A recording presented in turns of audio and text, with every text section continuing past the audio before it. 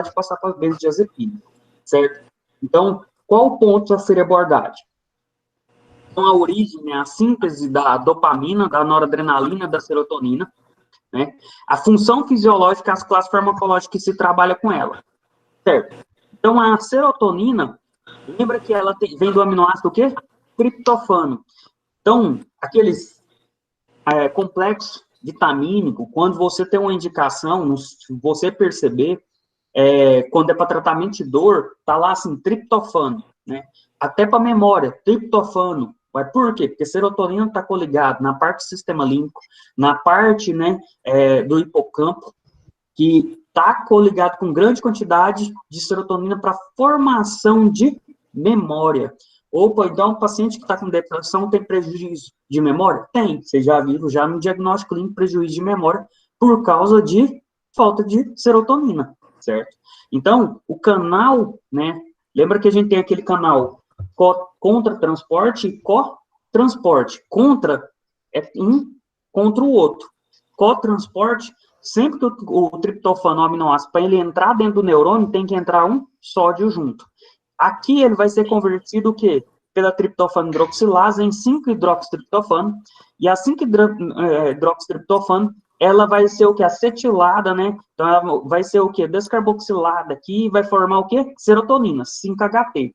5-HT, eu tenho vários tipos de receptores serotoninérgicos, 5-HT1, T2, T3, que a gente já até comentou, né? Vai ter a vesiculação pela proteína VMAT, e ela vai ser liberada depois aonde?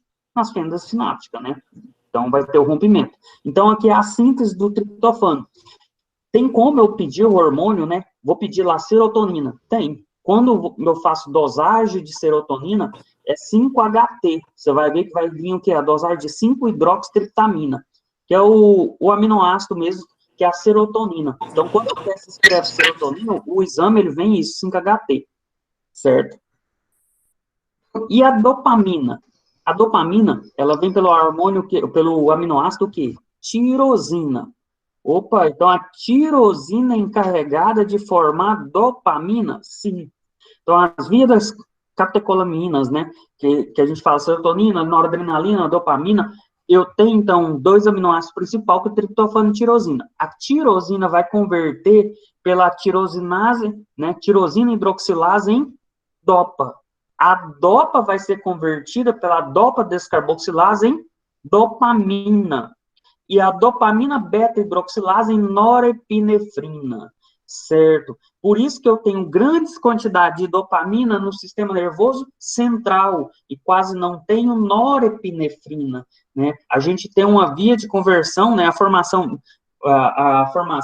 norepinefrina, ela tem uma proporção dopamina. A gente tem locais de grande quantidade, por quê? A gente não encontra epinefrina. Epinefrina é adrenalina, que é o final.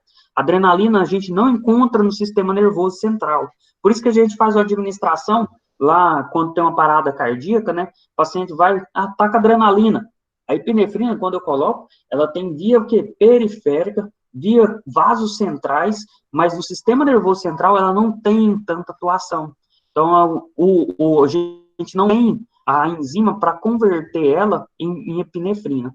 Então, por isso que a gente tem grande quantidade de dopamina, certo? Dopamina é importante, lembra que o mal de Parkinson é por causa de falta de dopamina. Então, dopamina, quando eu coloco lá, levodopa, a levo é o quê? De levogiro. Opa, então é uma ramificação, é uma dopa, o quê? Esquerda, né? Quando eu coloco, então, o isômero óptico, né, nele, levodopa, ela entra, atravessa a barreira hematocefálica e entra como dopa, para ela ser descarboxilada e virar o quê? Dopamina, que é o tratamento de Parkinson que a gente utiliza, certo? Então, eu tenho, então, essas enzimas que são importantes para identificar na formação e na síntese, certo? E o paciente que tem hipertensão, né, e pacientes que tomam inibidores da imã, eu não posso utilizar o quê? Queijo. Queijo o quê? Queijo, lembra que o pessoal vai tomar vinho com aquele queijo coalho, aquele queijo mais velho, envelhecido? ele tem grande quantidade de tiramina, e a tiramina, ela é convertida pela dopamina beta-hidroxilase em octaptamina, que converte em norepinefrina. O que eles fazem? Eles têm um aumento de pressão. E também eles começam o quê? Dar um aumento do simpático, taquicardia. Então, observa que pacientes que têm hipertensão, pacientes que tomam inibidores da mão, ele não pode ficar utilizando nem do álcool e junto com o queijo. Certo? Eu venho aqui, como é que é a degradação? Degradação é importante. Por quê? Lembra que a dopamina, a serotonina, está associado com o quê? Com fatores de depressão. Então, é por isso que a gente tem a via norepinefrina, noradrenérgica, né, e serotoninérgica, para estimular no sistema nervoso central. Porque lembra que não tem epinefrina, norepinefrina tem.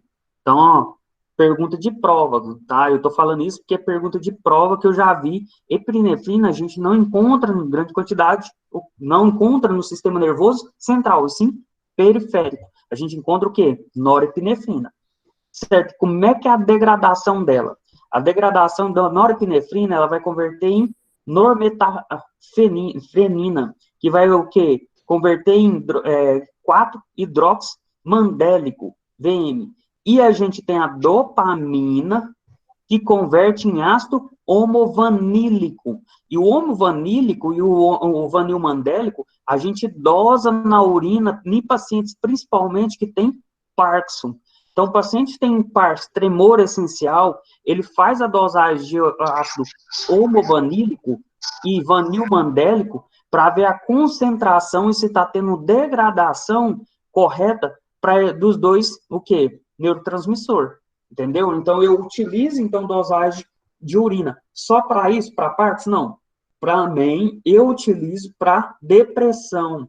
Então, na depressão, o vanilmandélico, né, que é mais importante que vem na conversão da norepinefrina, é mais usual eu fazer a dosagem. Então, eu doso ele pela urina para verificar se ele está tendo grande quantidade, porque senão eu tenho que usar o quê? Os inibidores seletivos lá de serotonina e de norepinefrina. E como é que é a formação? Então, aqui é do mesmo jeito, ó, é uma cotransporta, entra a tirosina, forma L-dopa, né? L-dopa, depois vira dopamina, é vesiculada, né? Descarboxilado vira dopamina, vem pela mesma proteína VMAT e depois é degranulada. Certo? Qual é o atraso na terapêutica que a gente tem? Lembra que eu falo para vocês, sempre a gente vai começar a tomar um antidepressivo, vai demorar 10, 15 dias para começar a fazer o efeito. Por que isso? Porque a gente tem um retroalimentação, e essa retroalimentação são com neurônios inibitórios, porque a gente tem um trato longo, que a gente até falou na próxima aula passada, e o trato curto de neurônio, que faz a intercomunicação. E essa intercomunicação, ele faz um equilíbrio entre os neurotransmissores. Por quê? Eu tenho um excitatório, o excitatório manda mensagem, automaticamente ele estimula o inibitório inibe o estimulatório, e ele faz um ciclo vicioso. E isso ele faz para manter o estado em equilíbrio.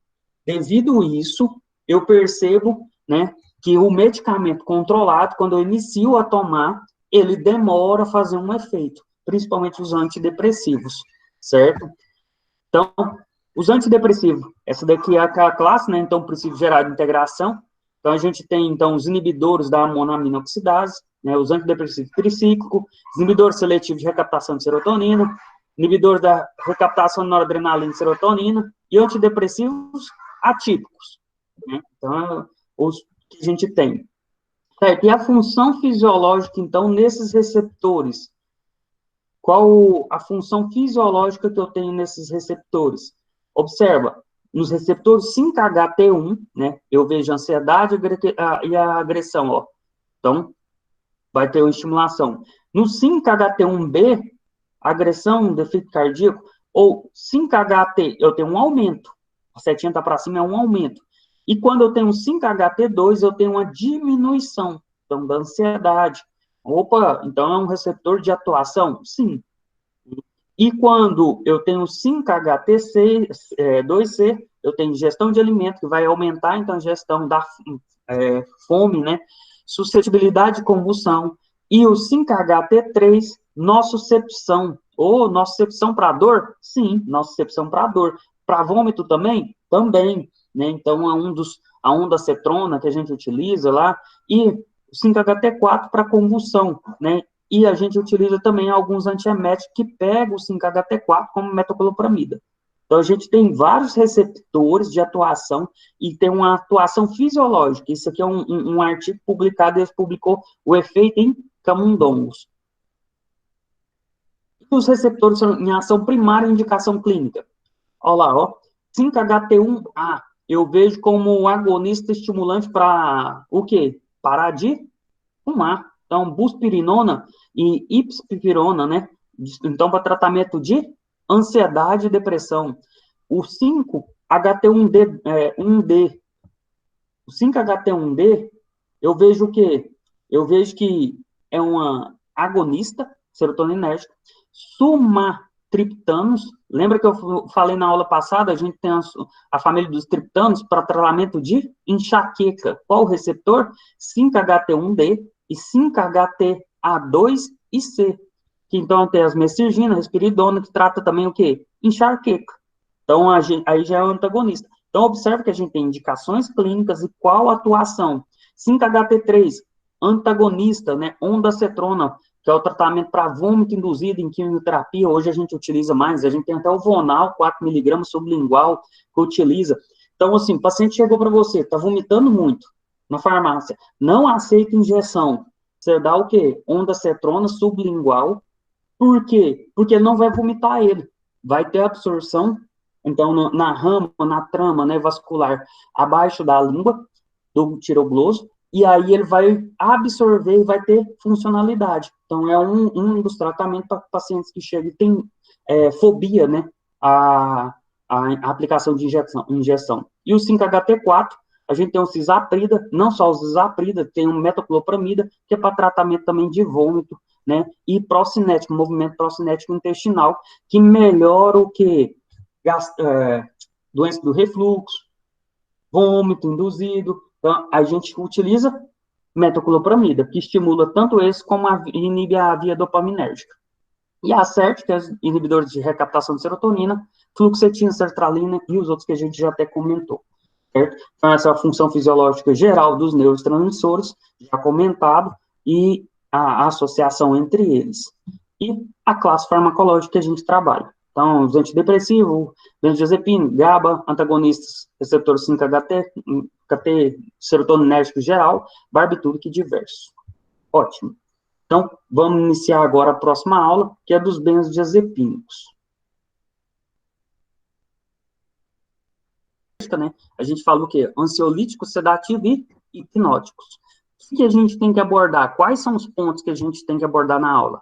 Os químicos, os neurotransmissores, a formação dele, então, o ácido alfa-aminobutírico, GABA e glicina, que são os principais inibitórios, neurotransmissor inibitório, lá na questão de prova, de concurso 6, é o quê? GABA e glicina, sendo glicina medular, e o GABA, sistema nervoso central. O sistema nervoso central, o principal neurotransmissor inibitório é GABA. Tipo de receptores e função, né? Qual tipo de receptor? Classe dos sedativos hipnóticos, benzodiazepina, clonazepam, GABAs e derivados. Barbitúrico, fenobarbital, que é o principal, né? E os agonistas parciais, buspirinona, que a gente utiliza em tratamento, que pega os receptores 5-HT e atua também junto com inibitórios GABAérgico, diagnóstico, tratamentos e efeitos adversos. Então, os pontos a serem abordados principais na aula. O que é os neurônios inibitórios excitatórios? O que eles fazem? Lembra que a gente falou que os neurônios, uns são excitatórios, que vão excitar, e automaticamente eles têm uma retroalimentação pelos neurônios curtos, que vão fazer um processo inibitório, e assim eu tenho, então, uma regulação homeostática, né? Então, um controle feedback positivo de o quê? Estimula, inibe, certo? Então, isso vai fazer fatores de comportamento, consciência, sono, aprendizagem, memória, todas as sensações. Então, tem que ter esse feedback dos neurotransmissores, então, sendo estimulado, e o outro sendo inibitório, né, para ter uma formação. Quando eu tenho uma alteração, seja no inibitório ou seja no excitatório, eu tenho um processo patológico, né? Quando eu tenho uma excitação muito grande, eu vou ter uma epilepsia, né? Na epilepsia, eu vou ter crises convulsivas, né? E aí eu posso ter também o quê? Na neurotoxicidade, no acidente vascular encefálico, eu também tenho grandes quantidades também de receptores inibitórios, né? Então, aí eu tenho que tratar também. Por isso que você vai ver, né? Excitatórios. Por isso que você vai ver, depois do acidente vascular encefálico, o paciente toma carbamazepina, né? Ele toma um ácido valproico. Por quê? Porque já está associado. Isso a gente vai ver numa aula à parte, junto com a esclerose, para utilizar medicamento. Certo?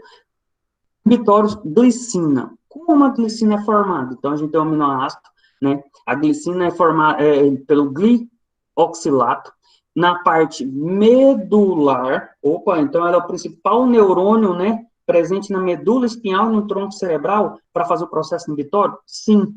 Né? Então, quando eu tenho sinapse da parte medular, ó, nociceptivo, periférico, vai transmitir, vai entrar no corno dorsal, medular, e eu vou transmitir essa via extrapiramidal, eu passo por núcleos que são comandados por neurônios que são modulados pelo neurotransmissor glicina, que é inibitório, para tentar fazer, então, um feedback. Então, ele inibe a transmissão por meio da abertura de cloretos, de canais de cloreto.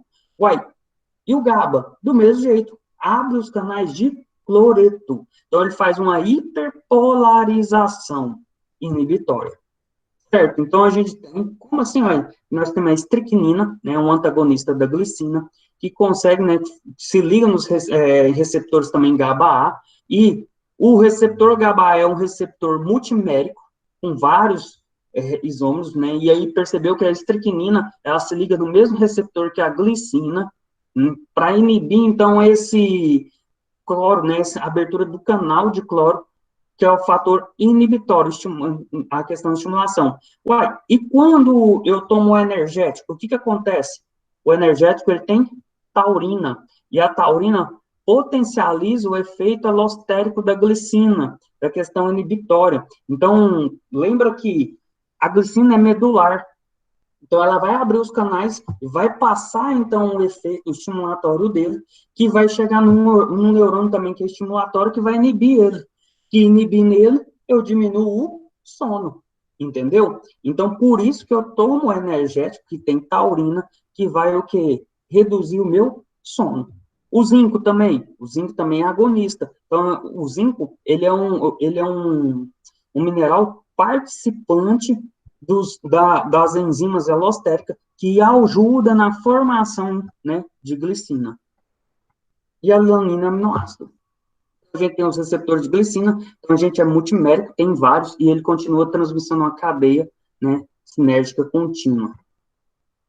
Um recaptador de glicina nos astrócitos, então a gente tem, ó, um inibidor, então, no neurônio. Então, os astrócitos são neurônios com pés vascular para a alimentação dos outros neurônios, né, no sistema nervoso central, e ele tem o fator de desencadear e fazendo a estimulação. Então, o sistema de glicina, ele depende de vários compostos. E o GABA, esse é o fator clínico mais importante. A streptoquinina a gente quase não utiliza, quando utiliza é só via mais hospitalar. Os receptores GABA, né, alfa-aminobutírico, a gente tem dois principais mecanismos, né? Por que dois? Porque a gente tem os receptores GABA-A e GABA-C, que é ionotrópico, que afasta o potencial do limiar fazendo a hiperpolarização. E temos o GABA-B, que é metabotrópico. Dois, porque a gente tem o GABA-A, que quando eu tomo os benzodiazepínicos, ele está ligado com o fator GABA-A. O GABA-C ainda não se tem uma correlação clínica. Eu tenho, então, medicamentos para atuações principalmente clínica, GABA-A e GABA-B. Ué, então, o GABA-A, eu vou fazer o quê? Eu vou aumentar a minha hiperpolarização. A abertura do meu canal de cloreto, então vai ligar na proteína e vai fazer a abertura dela. Ótimo. Ou então eu vou estimular, é um agonista, então, da parte inibitória? É um agonista da parte inibitória. Certo. Então, eu tenho uma proteína pentamérica, então, observe que eu tenho cadeias, então, beta, alfa e gama, pentamérica, e eu tenho receptor para benzodiazepina, receptor para GABA, né, receptor para opioide, né, para anestésico, propofol, que está aqui, ó, eu tenho um receptor para etanol, opa, por isso que o álcool estimula o sistema nervoso, né, fazendo uma depressão no sistema nervoso central? Sim. Por isso que o álcool é depressor. Ele estimula, então, os receptores GABA no edímero alfa e ele faz permeabilidade dos canais de cloro. Então, por isso que inicialmente percebe uma euforia, mas depois ele faz uma depressão do sistema nervoso central. E aí onde eu tenho amnésia, aí onde eu tenho parada respiratória, eu tenho complicações. E os receptores GABA-B? Os receptores GABA-B é metabotrópico. Então, ele ativa canais de potássio e bloqueia canais de cálcio. Viu que é diferente? Então, ele induz a hiperpolarização pós-sináptica. Então, pós a sinapse, que eu vou induzir uma hiperpolarização através de receptores metabotrópicos. Importante. A gente até usa muito para tratamento de dor com bacofleno, certo? Então, eu tenho lá, ó, receptor GABA e receptor glicina. Então, quais os principais mediadores, né? Então, o que eu vou tratar, né, com eles? A utilização deles. Epilepsia, desordem de desenvolvimento, retardo mental, desordem do sono, dependência química, distúrbio de aprendizagem, esquizofrenia, doença de Huntington. Então, devido esses neurotransmissores inibitórios, quando eu tenho alterações neles, eu tenho desordens que depois eu tenho que tratar.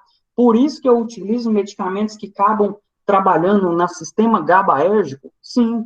Entendeu, professor? Eu entendi. Então, quer dizer que eu utilizo um clonazepam para tratar epilepsia também? Eu utilizo, né? Um fenobarbital? Utilizo. Uai, problemas no desenvolvimento, né? Psicomotor pessoal, pensativo? Utilizo. Então, qualquer alterações GABAérgica, né? Que eu tenho uma desordem, ocorre uma hiperexcitabilidade e eu tenho alterações. Então, eu tenho que tratar com medicamentos inibitórios do que? Do GABA. Ah, então, já estou entendendo agora. Então, ó, eu tenho os neurotransmissores. Quais aonde? Os locais que eles atuam? Praticamente o quê? 30% dos neurônios do sistema nervoso central. É muito, muito. Observa que a parte troncular e medular, ela é da medula, ela é o quê? Da glicina. A grande quantidade que eu tenho aqui, ó, é GABA, certo?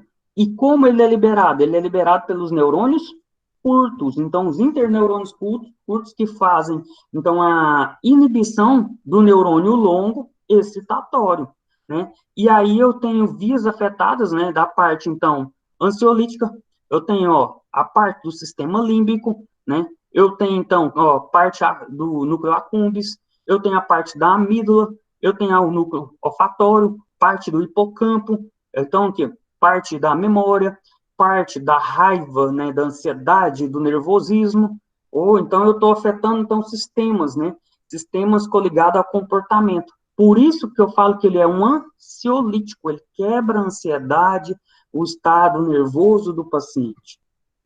Certo? E como é que é a formação desses neurotransmissores? Então, eu tenho o quê? Um aminoácido.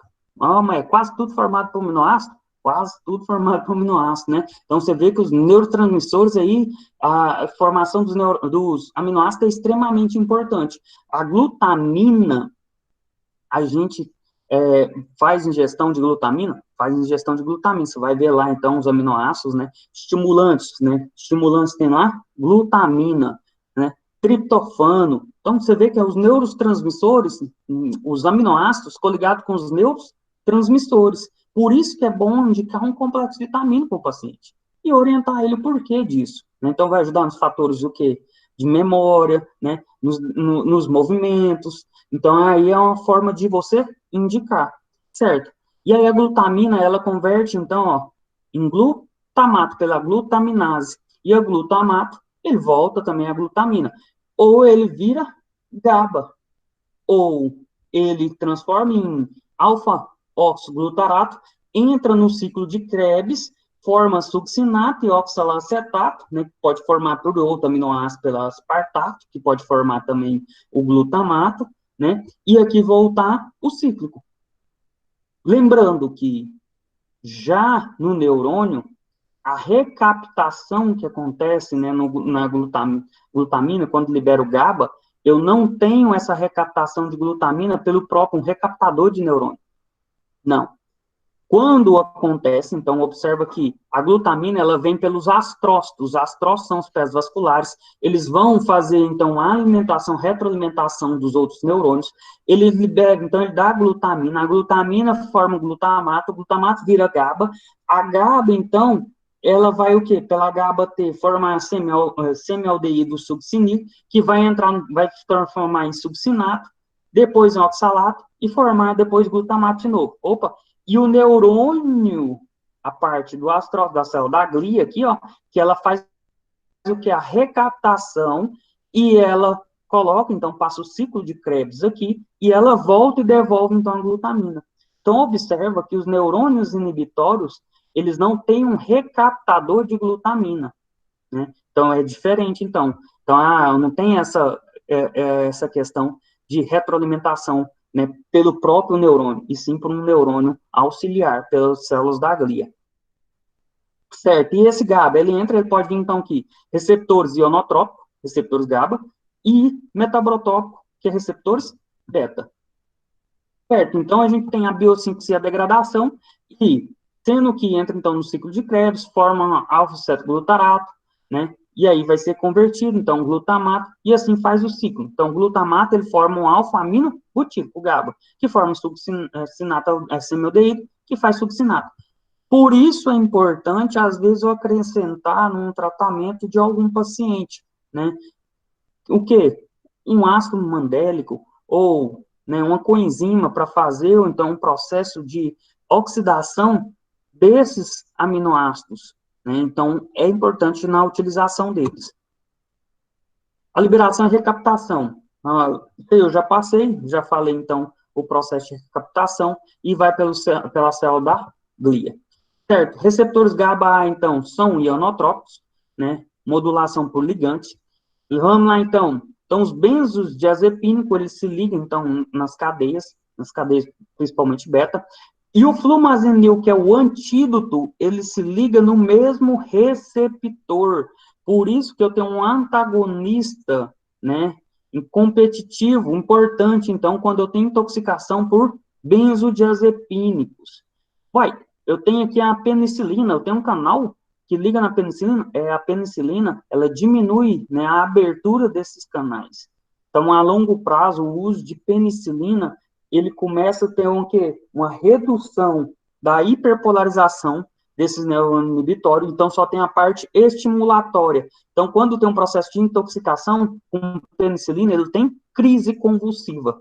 E os barbitúricos se ligam nos receptores principalmente beta, né, o fenobarbital, tem estimulação, então, e os neuroesteroides, esteroides também liga, né, com receptores, e a furosemida, furosemida se liga nos receptores gama, ele se liga nos receptores gama em alta quantidade, ele faz processo inibitório, então, o paciente às vezes está com crise convulsiva, né, está lá dentro do hospital, aí administra, né, até uma furosemida junto para ajudar na excreção, ele está correto, ele está estimulando, ajudando até o processo o quê?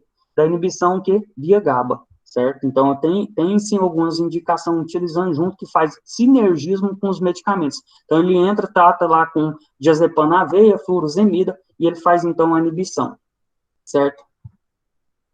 E os receptores GABA-B, né, que é um metabotrópico, o principal é o bacofleno, né, que é um agonista, que é um relaxante muscular, e o facofleno, que é um antagonista. Para que isso? Para inibir dor. Então, pacientes que têm fibromialgia, ele utiliza, então, bacofleno, né, que é um agonista, que é um relaxante muscular, para diminuir aquela tensão muscular e dor, que ele tem muita contratura. né? Então, ele atua inibindo, então, a adeninato ciclase, porque a gente já até comentou na questão da via dos AMP cíclicos, né? Formação de segundos mensageiros. Então, ele apresenta duas cadeias, envolve inibição pré e pós, formação, então, inibindo a adeninato ciclase e forma como agonista. E os receptores C, né, distribuídos na retina, né, a gente não são afetados pelos medicamentos, e até hoje não se tem uma característica clínica para ele, então só no GABA A e GABA B. E a fisiologia, então, do neurotransmissor? O que acontece? Então, observa que a gente tem um efeito direto, né, então tem um canal de cloro, ele está aqui, ó, passando, né, o cloro normal.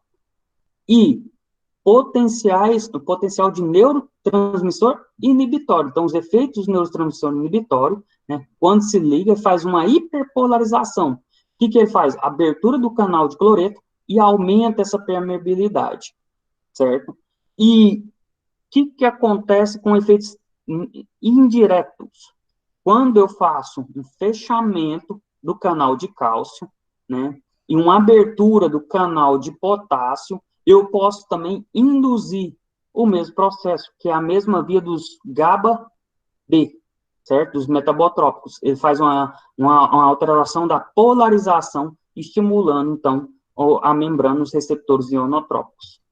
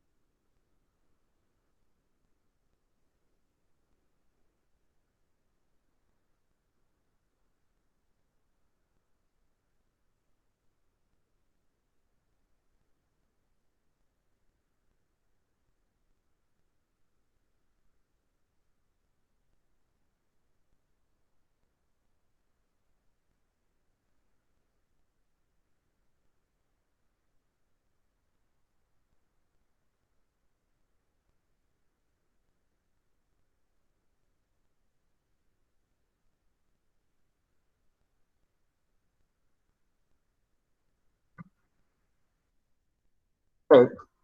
Vocês viram um videozinho aí, ele explica o quê? Que o receptor, né, GABA, normalmente já liga já lá no receptores GABA-A ou GABA-B, e já faz o quê? No GABA-A, ele já faz uma abertura do canal e entra cloro, fazendo a hiperpolarização. Quando você toma o benzodiazepínico, o que acontece? Faz uma hiperpolarização, joga, aumenta mais a quantidade. Por quê? Porque percebemos que pacientes que têm, né, necessidade de tomar benzodiazepina, porque não tem sono, eles têm diminuição na quantidade de receptores GABAs.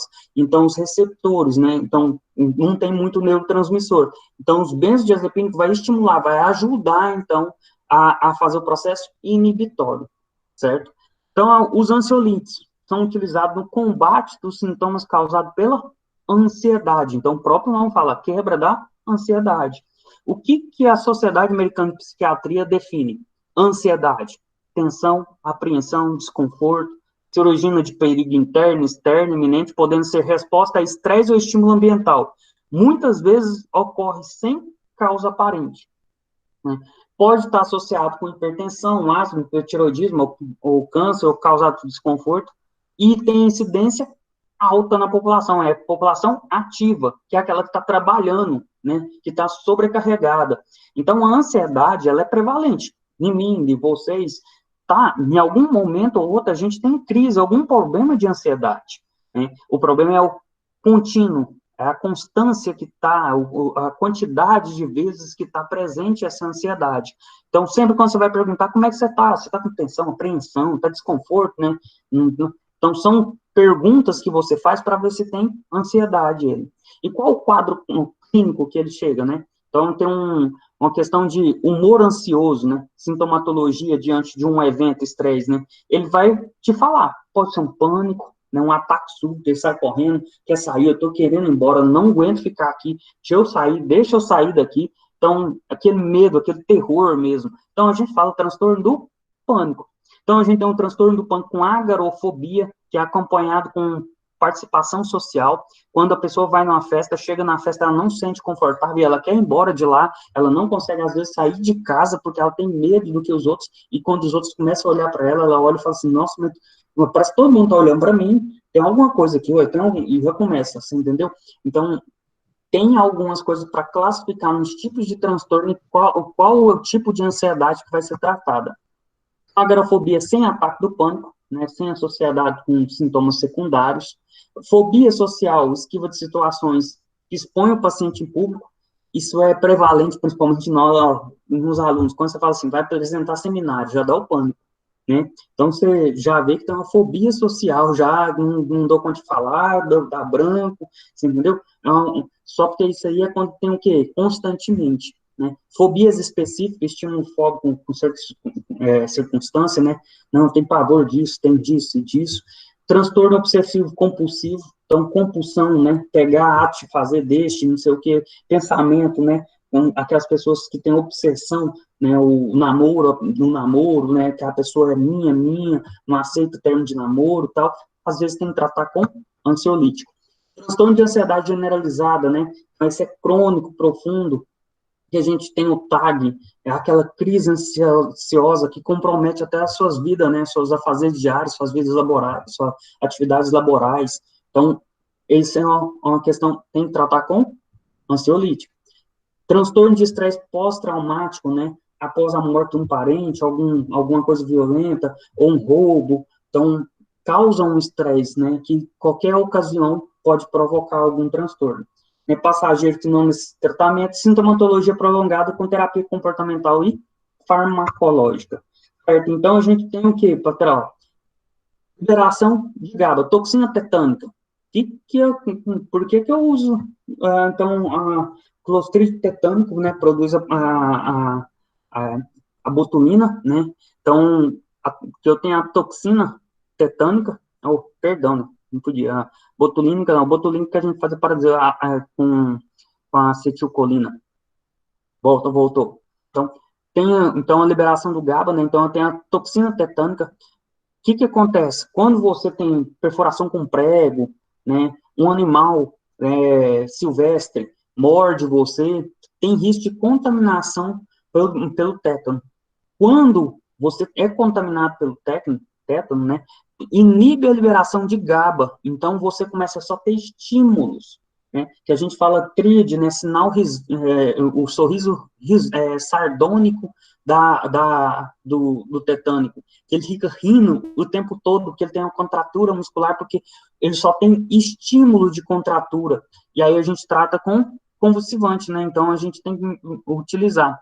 Já quando eu tenho metabolismo do GABA, eu vou fazer uma inibição, às vezes, do TAG, uma inibição do GABA, né, transaminases, que são enzimas, aí eu vou usar o quê? Tiagabina, vigabatrina, que são anticonvulsivantes, para tratar pacientes que estão com crises de convulsão. E quando eu tenho moduladores receptores GABA-A, que são as benzepinas e os barbitúricos, né? Qual a diferença? Observa que é questão de prova. Os benzodiazepínicos, eles potencializam a ligação do GABA, né? Então, ele potencializa a ligação do GABA. Já o barbitúrico, ele aumenta a eficácia terapêutica do GABA. Por isso, se tem um risco maior com barbitúricos, né? E a gente utiliza o tiopental, né? Fenobarbital, a gente utiliza condução, questões anestésicas, né? Anticonvulsivantes, e nos benzodiazepínicos a gente utiliza muito midazolam como fator, né, indutório anestésico.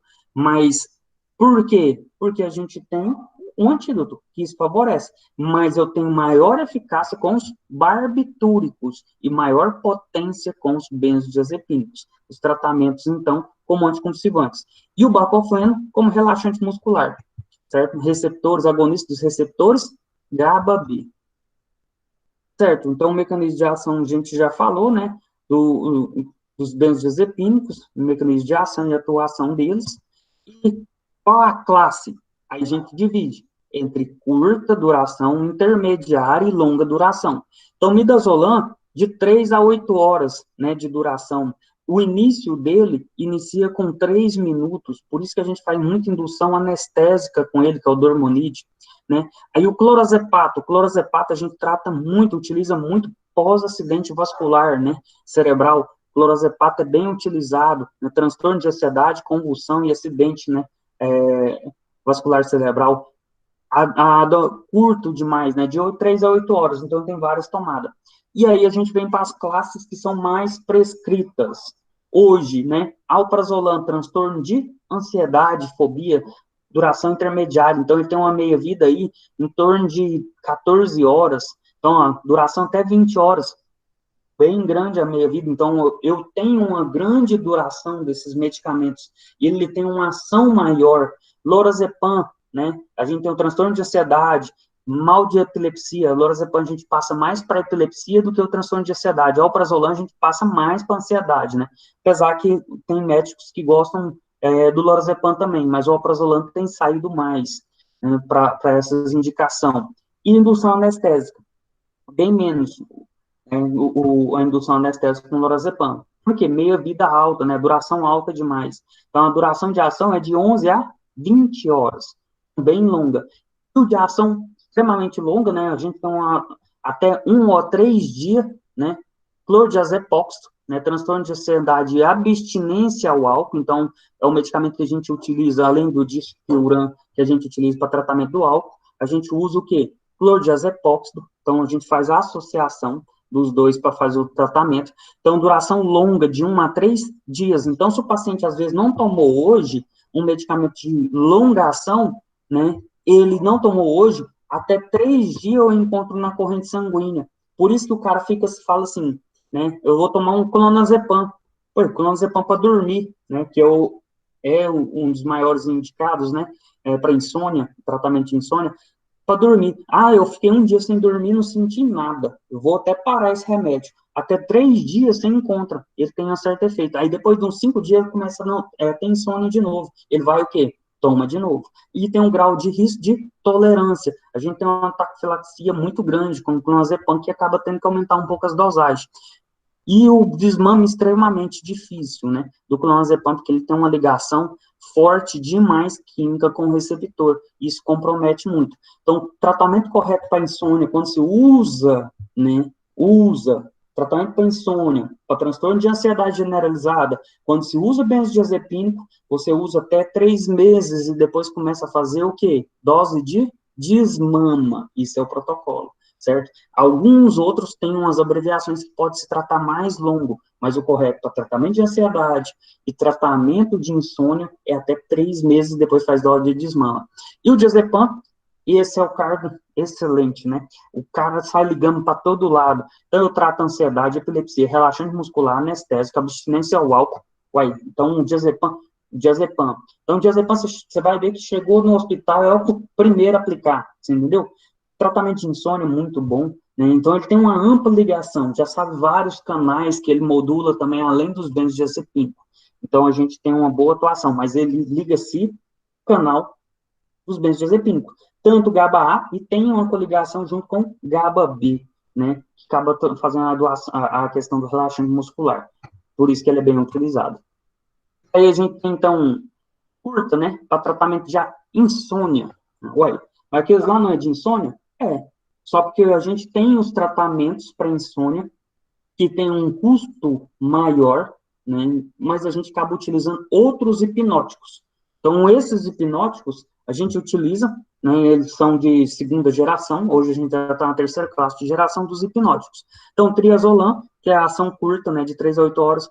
Extazolam, insônia também, intermediário, tenazepam, flurazepam, que indo dar uma dor tem uma certa saída, uma indicação, né, para tratamento de insônia, mas ele tem uma ação longa, de 1 a 3 dias. Por mais que ele tenha um tratamento, ele acaba modulando, né, também para a questão de ansiedade. E quazepina, né, tratamento de insônia, ação longa. Então, como por ser mais acessível, se passa o diazepam, se passa o clonazepam, o alprazolam, os outros. Certo. As propriedades, você percebeu que o efeito ansiolítico é a potencialização do GABA, né? Então, medo, hiperatividade simpática, amígdala, atua lá diretamente no sistema límbico, né? E neurônios ficam reprimidos. Então, os hipnóticos sedativos, né? que tem a atuação do sistema de alerta, aumento dos inícios, né, e as horas de sono, diminui os números de despertares. Por que eu tenho que ter avaliação disso? Porque o cara, quando ele não está dormindo, né, ele não tem um sono REM, né, então eu tenho um aumento, ó, eu não tenho um aumento do sono REM e leve, e diminui o sono REM e ondas leves do sono profundo. Então, se eu tiver uma diminuição desse sono, né, eu tenho, então, quê?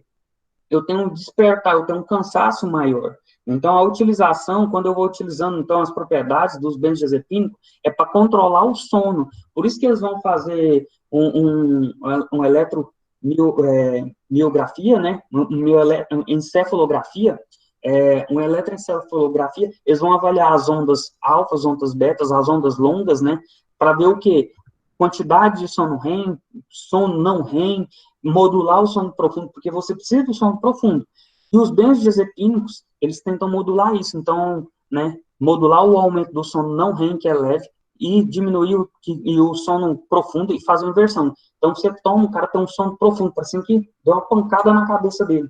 Aí ele acorda no outro dia até com a cabeça pesada, né? Por quê? Dormir profundamente para tentar aumentar esse som. Então, é um dos fatores dele. E o anticonvulsivante, né? Devido à hiperatividade neuronal, tentando modular essa hiperatividade. Certo. E as propriedades farmacológicas, então, dos mil relaxantes, né? Então, ele deprime o reflexo supraespinhal envolvido no controle do tônus muscular. Então, que é o GABA-B, né? Principalmente. Então, por isso é essa funcionalidade, principalmente o diazepam. E o efeito amnésico é devido ao quê? Lembra que a gente tem os neurônios, né? Que fazem retroalimentação anterógrada dos neurônios curtos? Então, aquela amnésia anterógrada que faz esquecimento dos indivíduos durante a ação do medicamento, né? Reduz a atividade cerebral do hipocampo. Quem é o principal que faz isso? Midazolam. Os outros também faz. Por isso que quando você começa, você não, né? O paciente está tomando benzodiazepínico, ele começa a falar assim, nossa, eu ando esquecendo as coisas demais. Nossa, não. Por quê? Isso é um dos efeitos do medicamento. Então, às vezes, com a dosagem, dependendo do pico, a concentração que está na corrente sanguínea, naquele momento que ele está conversando com a pessoa, às vezes depois ele não lembra. Né? Então, ele tomou o medicamento, tem uma meia-vida, aí dependendo do período que está no auge da biodisponibilidade, da concentração, do efeito do medicamento, ele está conversando com alguma pessoa, às vezes depois ele não lembra de algumas coisas, entendeu? Então, isso é o efeito do medicamento. Esse é um dos grandes problemas. Por isso que se a utilização de benzodiazepínico, né, já tem trabalhos mostrando do clonazepam, acima de 10 anos aí, você tem já uma amnésia, né, provocada já pelo medicamento, de comprometimento mesmo cerebral, e também indução, né, de hipotiroidismo, também por causa também de medicamento. Né? Aí tem sonolência, né, prejuízo do desempenho, né, intelectual, e efeitos paradoxais que 1% da população que faz agitação. E os efeitos diversos, né, dependência química, 15 dias a um mês, varia de indivíduo, já tem dependência, né? E a sensação de bem-estar depende, né, psicologicamente do paciente. Tem gente que já inicia, já começa a melhorar. E a síndrome de abstinência, né, que ocorre aberturas dos canais para tentar fazer modulação e uma hiperpolarização. Então, essa é a abstinência quando tira os próprios canais de cálcio, lembra lá, e de potássio faz abertura dos canais fecha, e eles já fazem, então, esse sintoma para fazer uma hiperpolarização da membrana, e aí ele abre o canal e o cloreto entrar e fazer uma hiperpolarização do canal. Toxicidade, né, grau de toxicidade é baixo, quando usado isoladamente, só quando tem associação com quem? Barbitúricos, álcools, aí potencializa, podendo causar depressão respiratória e cardiovascular, que é o que aconteceu com o paciente não, né, com um aluno de medicina aí da faculdade. Ele usava barbitúrico, né, um fenobarbital, e ele, o que? Fez ingestão de álcool, né, que potencializou o efeito e fez depressão respiratória, certo? Tá?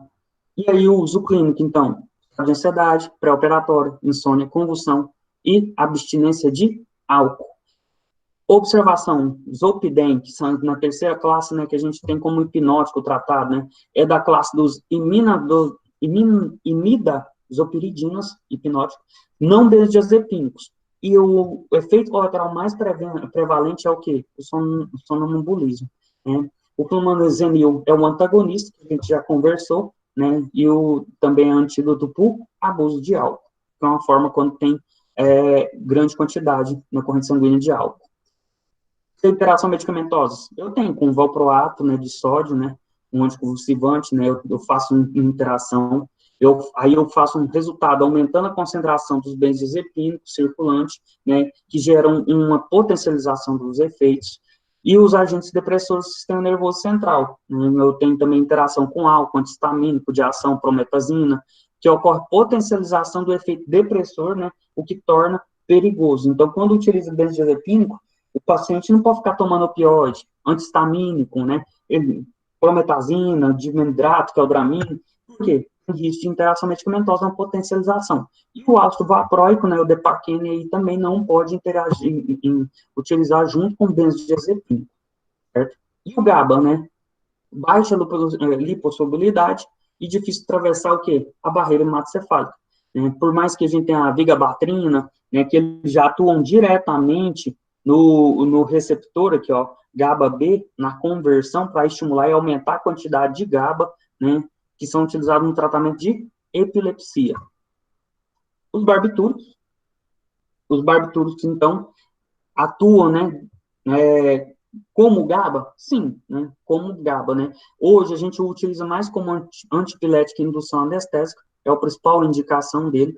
Como foi um dos primeiros medicamentos utilizados, né, ele tem uma ampla disseminação que atua em medula espinhal, tronco, né, cerebelo, sistema nervoso central, ele se liga em diversas partes, então ele é extremamente eficiente, então ele tem alta eficácia, e os mais prescritos é o quê? Fenobarbital e serpabarbital. Então, são os dois cargos-chefe de indicação dele. Então, a ação principal dos barbitúricos consiste em potencializar a eficácia do GABA, então, potencializa o neurotransmissor e aumenta o tempo de abertura do canal de cloreto, né? Então, o barbitúrico diminui a atividade do receptor AMPA pelo glutamato, então ele tem outra ligação com outro neurotransmissor, reduzindo, assim, tanto a despolarização da membrana quanto a excitação. Por isso, a utilização muito para epilepsia, né? Caso de epilepsia com fenobarbital. E tem baixa potência e alta eficácia comparados com os benzodiazepínicos.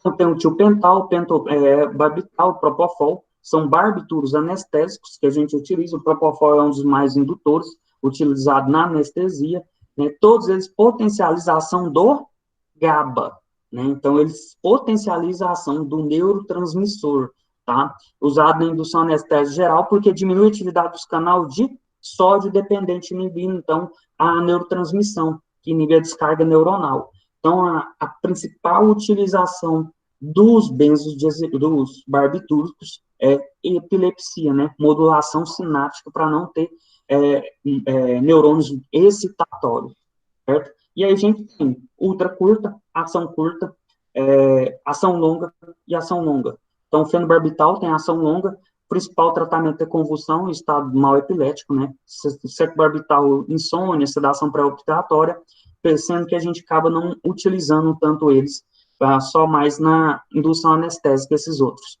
O principal é o propofol. E os efeitos adversos? Pode causar o quê? Depressão fatal respiratória. Então, vocês vão lembrar sempre do nosso colega aí, aluno da medicina aí, que foi o falecimento. Por quê? Altas doses de barbitúrico, né, associado, né, com álcool ainda, que potencializa, acontece mesmo depressão respiratória. Esse é o principal fator dele, né. Então, ações farmacológicas, anticonvulsivantes, depressão respiratória, dependência, amnésia, síndrome de abstinência, né, e a gente tem várias interações. Então, promove a indução enzimática, então eu tenho que ter controle quando for tomar medicamento, paracetamol, corticoide, hormônio esteroide, anticoncepcional, digoxina, antidepressivo. Então, eu tenho várias induções enzimáticas que acabam o quê? Comprometendo a eficácia dos outros medicamentos. Então, eu tenho grandes interações, varfarina, né, interação, corticoide, digoxina. Então, vocês vão perguntar e vão analisar o paciente quando ele utiliza fenobarbital. Por quê? Porque ele faz indução enzimática e ele degrada, então, e metaboliza mais rápido esses medicamentos, que isso compromete a eficácia dos outros medicamentos, certo? Os agonistas, então, de serotonina, os receptores HT1A inibitório, eu tenho o quê? Buspirinona, que, comparável ao diazepam, né, não causa sedação e nem relaxante muscular. Então, por isso que eu cabo, né, porque ele é inibitório, então eu acabo utilizando. Eu utilizo bastante para ansiedade, na questão da ansiedade, não. O tratamento que eu utilizo hoje é cigarro, né? Então, hoje é o principal, ele com nicotina, está fazendo associação, né? Buspirinona mais nicotina, utiliza para tratamento para cigarro, parar de fumar. Então, é uma indicação lá na farmácia que você tem que conversar com o seu paciente quando ele tem, né, vontade de parar de fumar, certo? E esses são os novos hipnóticos sedativos. Então, as classes novas, quem que é as novas classes que estão no mercado, que é fortíssimo? Melatonina, né? Não, você acha na internet aí para comprar, né? Agomelantonina, melantina, né? São os dois cargos-chefes que estão agora no mercado aí, sendo bem prescritos, né, para tratamento de insônia, principais eles. E a gente tem, então, a doxepina para tratamento de cefaleia constante. Então, são os novos hipnóticos sedativos do mercado, né, das novas geração, que estão utilizando para tratamento de insônia, certo? E DMS5, né? Aí aqui você depois pode analisar com calma o quê? A forma de analisar o paciente quando ele está com transtorno de ansiedade generalizada. Então, a gente tem a forma de diagnosticar e conversar. Então, inquietação, fadibilidade, né, dificuldade de concentrar, irritabilidade, tensão, são todos sintomas gerais que estão bem presentes, então, no paciente, certo? E aí, você sabe diagnosticar e ver o grau de ansiedade dele e o que está comprometendo.